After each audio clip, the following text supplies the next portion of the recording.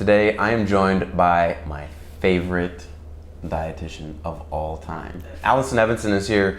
We're going to talk about all kinds of things. Alison helped me write the book, The Gentleman's Diet, and our conversations years ago kind of has greatly influenced what I think about food, diet, exercise, all of it. So welcome to the show. I'm pleased to be here. You are a professional, you have experience helping people do this, both normal people that need to lose a couple pounds and people that are actually sick with diabetes and all these complicated medical issues with their diet as well. So right away, let's give people two things. I want two things from my favorite dietitian that would be beneficial, very important. What would you want people to know? Two things right off the bat. So we're going to talk a lot more about my approach to this, but I think that if we're looking for two little sound bites, the first sound bite would be that it's really important for people to be able to distinguish different types of hunger, right? Whether they're eating for physical hunger, whether they're eating for emotional hunger, whether they're eating because the food just tastes so darn good. Wait a minute, so hungry is not hungry? Hungry is not hungry. And I think that we often eat because it's time, or we eat because it's there, or we eat because for social reasons. And okay. I spend a lot of time talking about the different types of hunger. And so I think that's an important thing to go. And then if I had to choose Wow, one, I want more about that already. That was a great teaser. Okay, what else? And if I had to choose, I have a lot of favorite foods. You like chocolate. I do love chocolate. Yes. But I would say second to chocolate, something that I think most people should be eating every single day are some sort of nuts. Nuts are a perfect little package of protein and fiber and fat. It's a great snack. It's a great addition to a meal. And I don't discriminate. Whatever type of nuts you like, not salted. Big fan of nuts. I did not expect that's what you were going to say. Surprise! Okay, so what's your general approach? Like, what works? What have you seen? So it's been interesting to reflect back on, myself as a brand new dietitian, just coming out of school, seeing my first patients 6 years ago. And I wanted to teach them everything that I knew. I wanted them to have all the knowledge. I wanted everyone to just be so in love with eating healthy that I would lose sleep over it. And you were excited. I like that. I was so excited.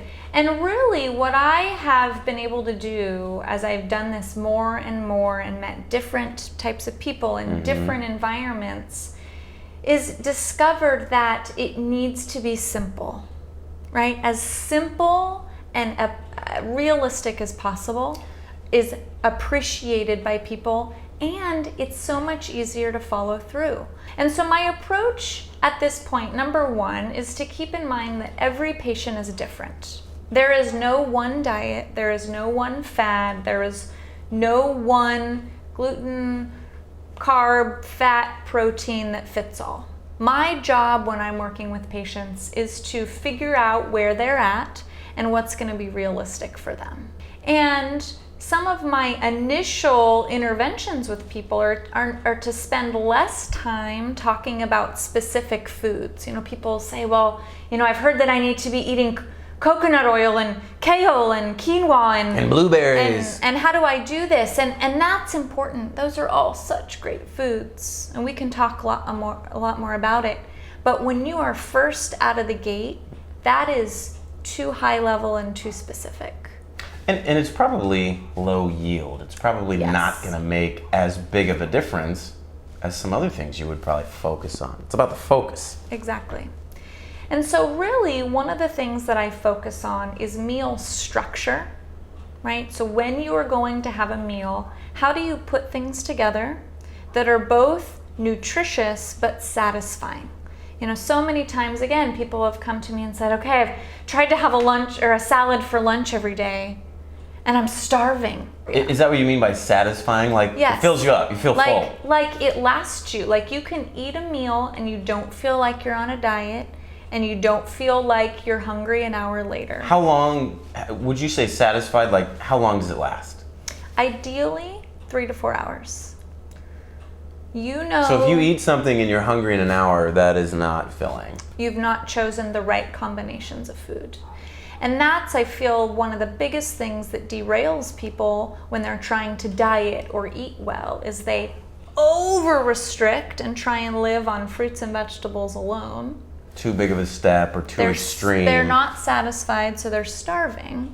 So it's about how to put together meals in a way that's satisfying. So let's take that salad example. Let's Okay. say somebody just ate like a basic salad. They were hungry an hour or so later. What would you tell them? What could they add to that to feel more full so that they don't have to eat an hour later? So the 3 types of things that I like to pull into every meal are a source of protein, a source of good healthy fat, and some sort of vegetable. Protein, healthy fat, vegetable. With all of those present, that is going to provide you the satisfaction for 3 or 4 hours. So all 3 of those. So if you got some good fats, protein, and a vegetable, then that's probably, if you're eating enough quantity, Yeah, gonna fill you up for 3 or 4 hours. right. When you say meal, are you talking 3 squares a day with some snacks in between? Completely different for everyone. Okay. Some people wake up and they have breakfast, lunch, a snack, and dinner, right? That's kind of the typical. But I have plenty of patients who aren't really that hungry in the morning. Mm-hmm. And so they get up and maybe they have a snack, a snack instead of a full meal, and then their first real meal is lunch. Fine. So they have a little something to begin. Can some people just not eat breakfast at all? Is that okay? So this, you might be surprised. This is something that I've 180'd on since you and I were last talking. Oh man, you're changing on me. I'm changing on you. This might be our last podcast. I used to Not be allowed to change your mind. pretty adamant that breakfast was really important. Okay. There is research that people who eat breakfast have lower body weights, and people who eat breakfast have... In general. For most people. However, if we're going to go back to the idea of hunger again. Okay. If people wake up and they are truly not hungry until 10 or 11 or lunchtime, breakfast is not essential. But I would say that's probably an exception, not the rule. And most people would probably benefit from getting something in their stomach and getting their metabolism going earlier. Yes. And here's how you know if breakfast is important or not. This is good.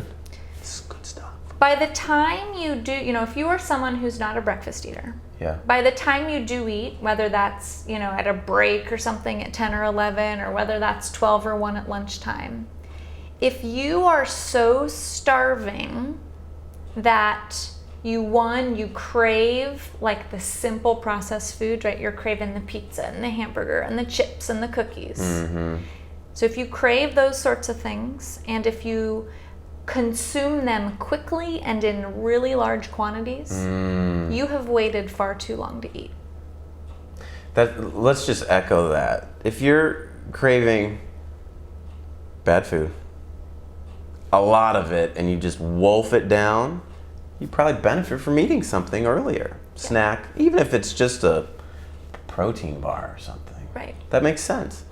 On the other hand, if you don't eat breakfast, you get to lunch, and you can have a reasonable lunch. Yeah, you have a reasonable lunch, your hunger isn't out of control, you feel fine, you don't feel, and that's again, this is individualized. I cannot professionally come out and say everybody needs to eat breakfast. Most people probably do, whether it's a big breakfast or an apple with some almonds, a more snack-like breakfast, that can vary. But I think it's really, really important to pay attention to your hunger levels, because let's face it, our bodies communicate with us a lot, and we are really good about ignoring it. Ooh. Like ignoring hunger. Absolutely. We go, oh, but it's not lunchtime yet, or let me finish this report. But I think most people, when they ignore hunger, what they tell themselves, the meaning is, oh, okay, I'm doing this because I want to lose some weight, and by not, eating, then I'm burning a little more fat or something. Right. And unfortunately, weight loss is about the long game. And I love that. I love that. And when you are sustained weight loss, not yes. this. When you are in a place where you are feeling physically hungry, again, if you're bored, then that doesn't, that's not hunger. If you are sad or anxious or happy, right? Those various emotions that you may right. kind of confuse for hunger. Right. That's not the time to eat. But if you are physically feeling hungry, you need to honor that. Otherwise, you're going to get... By eating. Yes. So wait a minute. This sounds revolutionary. When you're hungry, you're saying you should eat. Yeah. Absolutely. Otherwise, what happens? That's incredible. What happens? You get hungrier. And then what do you choose? You eat a lot and you eat crap. Yeah. And too much of it. Yeah. Yeah. And so it's the penny wise, pound foolish, idea. We kind of nickel. Penny wise, pound foolish. In terms of, we try and, not have breakfast or skip snack, but then by the time we do eat, we make up for whatever we thought we saved and then some. Doesn't work. It doesn't work.